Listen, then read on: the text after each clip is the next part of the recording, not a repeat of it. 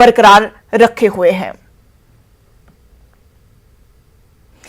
कल किसान यूनियनों ने मुल्केर एहतिजाज का ऐलान किया है, जिसको लेकर मुल्क भर में एहतिजाज की तैयारियां जारी हैं। इस ताल्लुक से किसान लीडर राकेश टिकैत ने कहा कि हम कहीं नहीं जाएंगे, सरकार को जब फुर्सत मिले तब हमसे बात कर ले।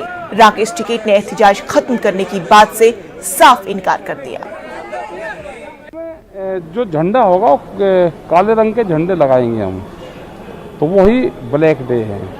जो फ्लैग हैं वे लग जाएंगे और कोई भीड़ पब्लिक मीटिंग नहीं है।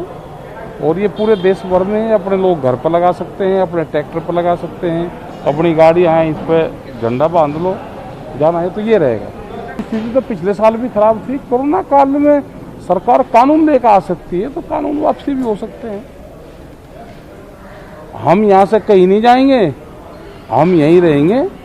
जब सरकार को पूरा फुर्सत हो जाए, पूरा देश की प्रॉपर्टी बेच के जब फुर्सत हो जाए तो जब बात कर लेंगे। ये तो किसान है, ऐसे ही लगा रहेगा, खेतों में काम करता रहेगा, देश के लिए अनाज उत्पादन करता रहेगा, लाठी खाता रहेगा।